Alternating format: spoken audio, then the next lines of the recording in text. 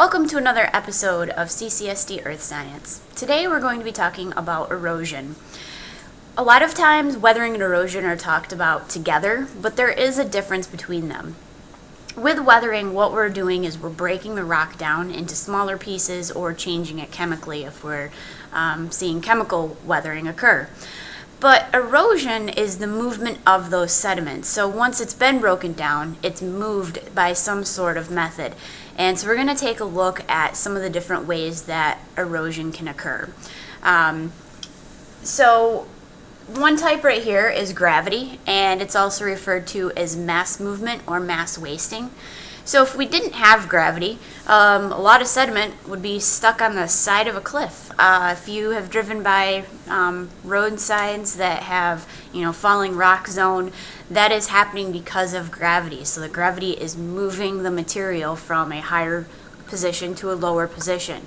And that can happen with a rock slide, a landslide, mudslides, and something else that we call soil creep, which is when you've got the side of a hill or a mountain where there's the soil, the dirt, slowly starts to move downward over time because of gravity. It's not a quick action like you would see with a landslide or a rock slide. So gravity or mass wasting or mass movement is one way that we can move sediment. Another very common way is by water. Water is probably the greatest agent of erosion that exists, and water can carry sediment in a few different ways. One type is in solution, where the minerals actually are dissolved in the water, and so you can't really see them, they're just moving through the column of water.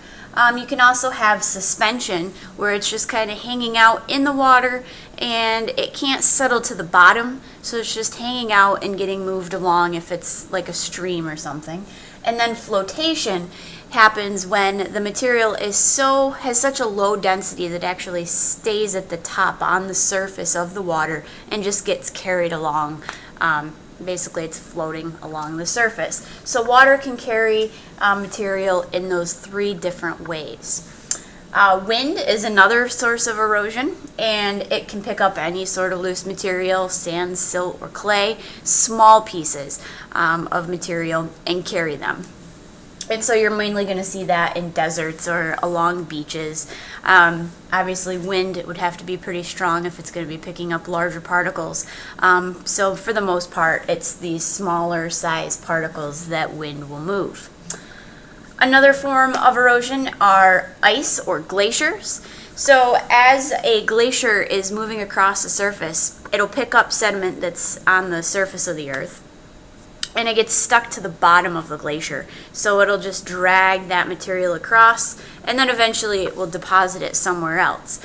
But that is a very common source of erosion in New York State, or it was in our past, in our history.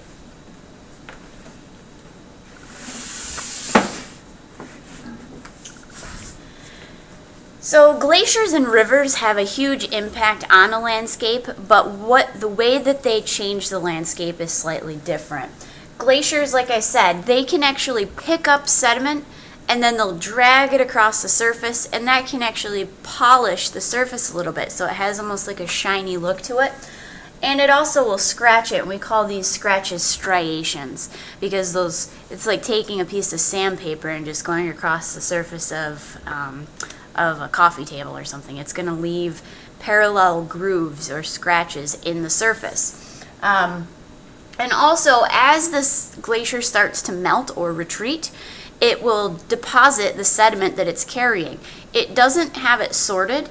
It's basically all different size particles. You could have sand, you could have big boulders, you could have little pieces of clay. They get moved along, and then as the glacier melts, it just dumps it right where it is. It doesn't sort things out like we see with water. The other defining characteristic of glaciers as they go through a landscape is they create a U-shape, very wide, flat-bottom U-shaped valley as it's going through a particular area. Whereas rivers, they're going to actually smooth and round the sediment. If you've ever picked up a piece of a river rock, it's rounded, it's very smooth. And the sediment, as it's deposited, is sorted. So the water will actually sort out the bigger pieces and then the smaller pieces as it deposits the material.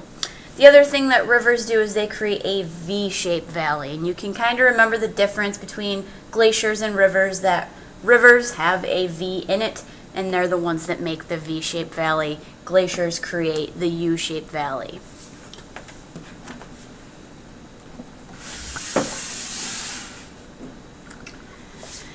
One last thing that we're going to take a look at are the features that you see in the sediment based on how it was transported, what method of erosion it was moved by.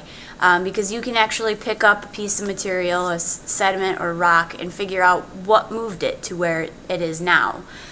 Gravity, if you think about what's happening with gravity or rock slides, basically you just have a piece of rock that's at a higher spot and it drops to a lower spot. Not a lot is happening to it. So typically, sediment that's moved by gravity is very angular and jagged because not much has happened to that material. Whereas water, usually the sediment is pretty rounded and smooth because of something called abrasion.